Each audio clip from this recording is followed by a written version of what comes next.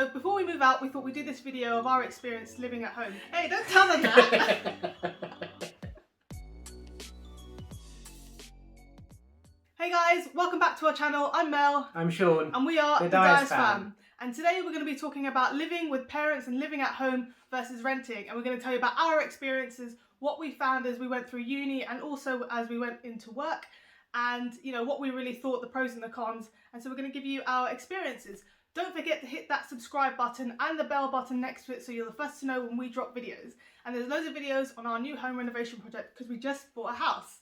So before we move out, we thought we'd do this video of our experience living at home. So for me, I lived at home most of my life except for when I was at uni. And so in my second and my third year of uni, I lived out with my friends, but then I moved back home after uni when I started working. But for Sean... I've always been at home. I've been living my best life from my house. He's sheltered. So we're going to give you our experiences. So first up, we're going to talk about uni. So first of all, there's so many great things about living out when you're at uni. For most people, it's the first time that you ever move out and move away from home. And so for me, I really enjoyed the freedom. I went out as much as possible. I went out with my mates, did everything I wanted to do when I was at uni. And so having that freedom and having that independence was really important to me, I felt, as I was growing up, because I started to make my own decisions and, have that kind of sense of independence. And so just being able to go out, not have to worry about telling your parents when you're coming home for dinner and what you're having and all that sort of thing. Certain things that I wasn't allowed to do just living in my parents' house. So coming home really late at night, having to travel all the way home, after a night out. And so I really enjoyed that. Just being able to be out till 3 a.m. with my mates on a night out and then have to not travel really far to get home afterwards was a big thing for me. So the uni experience obviously is another factor itself. So it's not just the independence, but it's just being around university a lot more. So obviously when you live at home, you don't get to be on the campus all the time. It's just when you're around for lectures. So you get new and different experiences when you're around your friends a lot more at uni as well. And then the last thing for me was really about getting a taste for adulting. So because you're on your own, you have your own time, you have your own space, and you don't feel like you're on anybody else's time. There's nobody telling you what to do all the time, and you just have to kind of make your own decisions, but also you get to feel like you're a bit of an adult and start to think about, okay, if I want to buy something, that's my decision to buy it, and that type of thing. So I just really enjoyed that. I had a great time at uni.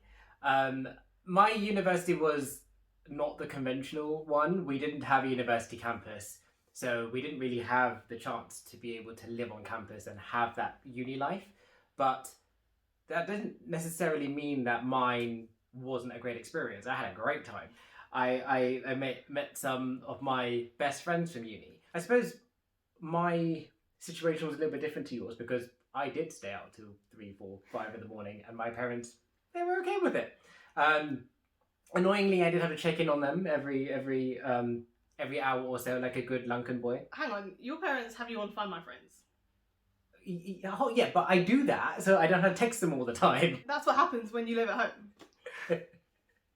One of the reasons why I especially wanted to live at home and not rent somewhere closer to the uni or find other student accommodations is because it's cheaper. I didn't feel compelled to need to go out. Again, because I was experiencing what I was experiencing and I was having a great time anyway, why change the status quo? Not to mention that I had good home, warm cooked food every evening after lectures and stuff. So I didn't necessarily feel like I needed to. And while I was going to uni, my grandparents were still around and I loved spending time with them. I think the relationships with one's grandparents is unique compared to your parents. So I didn't want to miss any opportunities with them. So that's why I stayed at home. That thing about home comforts is actually really one of the things that you miss when you're living out when you're at uni. So obviously you have to make your own food, you have to do your own laundry, there's no one around to help with all that sort of stuff. And sometimes when you do it for one, it's more of a chore than when you're doing it for a couple of people because it's kind of like there's more efficiencies. So that's definitely one of the things I really missed when I was at uni, and I may have brought my laundry back home sometimes on the weekends. You definitely did. And so that whole side of being responsible was just something really new, and I don't know, I kind of enjoyed it, but obviously it did require a lot of you kind of growing up and learning things on your own, which I found really valuable. And then obviously the hardest thing about living out is actually, I'd say, managing your own finances. So for the first time, you're responsible for your own budget. I had jobs all the way through uni so I could be able to afford bills and all that sort of stuff. And that's a different level of responsibility that I had never had before. You hear about loads of students who like get into loads of debt, who take out loans, who take out credit cards. And I think we've all done that to some extent. You know, even though I think we were like, what, 19, 20 when we were living out, I don't think that I really had the kind of foresight to understand the impact of taking out loans and what that really meant. And, you know, until you kind of go out there and you make those decisions and you make those mistakes, you don't really learn. So in a way, it was good for me, although it was a bit of short-term pain when I was paying off some of my debts. In hindsight, I wasn't as independent as I probably thought I was. Oh, you weren't independent at all. Okay, Mrs. Dyers. But yeah, no, I wasn't. And again, I think I didn't need to be, right? I was comfortable at home. I had the security blanket of not only my parents but also my grandparents. So I think it's now I'm married and we've moved out and everything. Now I see it, but back then, not a problem to me. As I say, I had a great time. What about when you came home at like 3 a.m. and you were spewing up all over the place and your mum was cleaning up your sick? That's not for you. But it happened though, right? On a number of occasions. Yeah. Luckily, your parents are a bit more understanding than mine would be. Yeah, my mum just takes the mick out of me. Interestingly, and compared to you, you were saying that if you had lived at home, you wouldn't have made the financial mistakes that you had made. I did live at home, and I was terrible with my money. I didn't budget. I didn't even think about saving. Every time I got paid, my pay went out elsewhere, and for the life of me, I cannot tell you what I spent my money on. And I literally had nothing to show for those years. And again, I think the reason why I didn't budget or I didn't think about the financial stability or security is because, again, I was living at home. I always knew that I had my safety blanket. I always knew that my parents would look after me, and if I needed some more money. So I didn't feel the pressure to need to save or need to think about buying a house or buying a flat or anything like that. My parents always pushed me to, but at the same time, then I never really knew about the mechanisms that I needed to have in place in order to actually buy a house, i.e. save for a deposit. So I guess because like you didn't have to learn how to budget and you didn't have to learn how to save your money and stuff, that almost went against. And actually that happened a lot when we met and stuff, because I had to sort of help you understand your budgets and your finances and stuff. So that makes a lot of sense. Yeah. She does all my budgeting for me. The result of which she takes all my money. Hey, don't tell them that! Anyway, okay, so let's move on to what it's like when you're a young professional, when you've just started working and you're still living at home and you haven't moved out yet.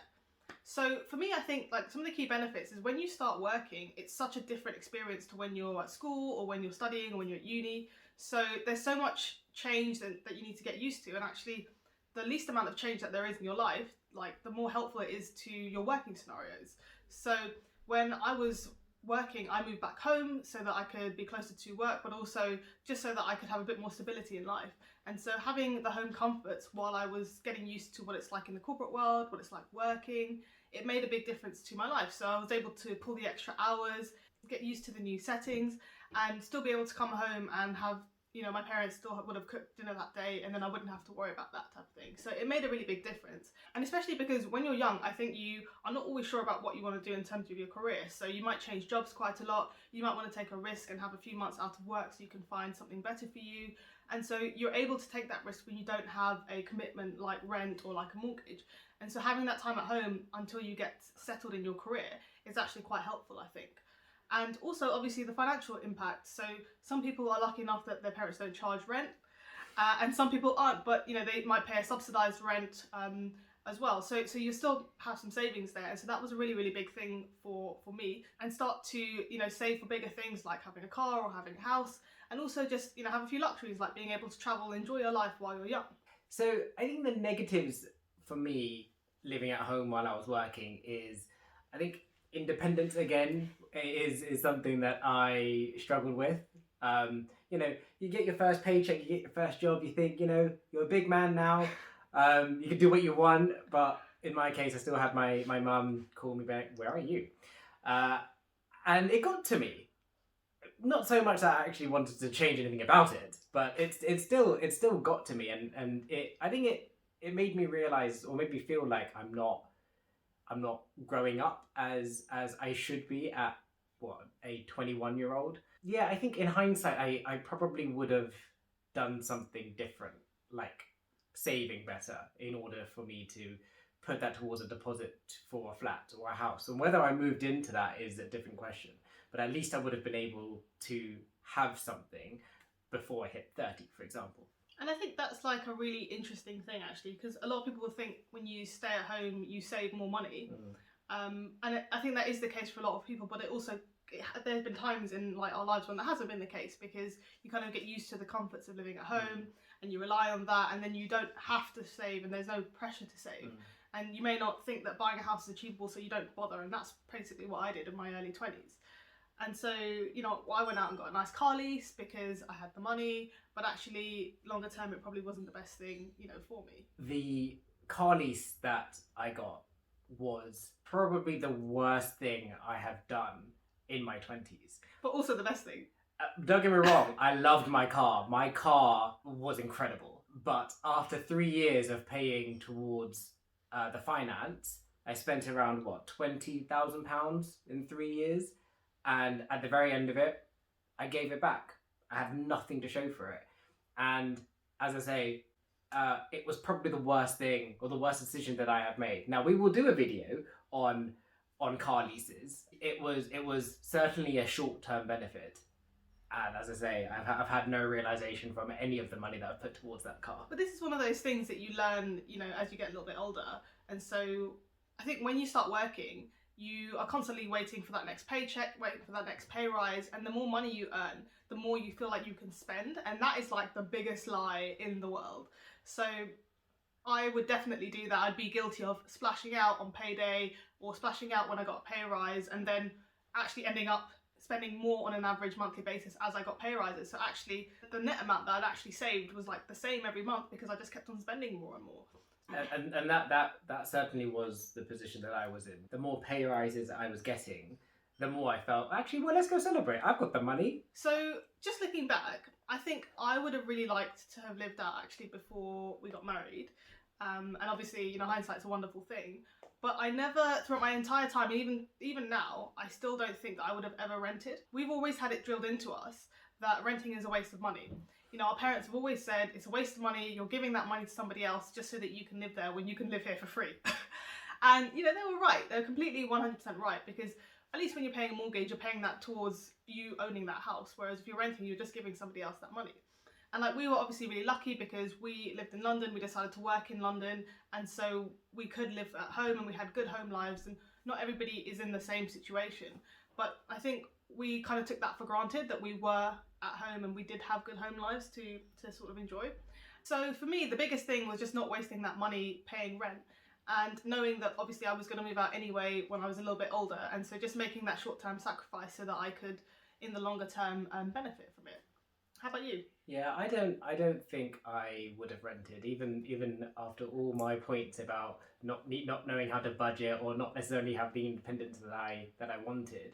I still wouldn't be renting because, as I say, I didn't need to. I think what I would have done if I could turn back the clock would be to save better and to be more financially literate. And then you'd buy a house sooner because obviously you would have saved earlier. Precisely, but I wouldn't have rented.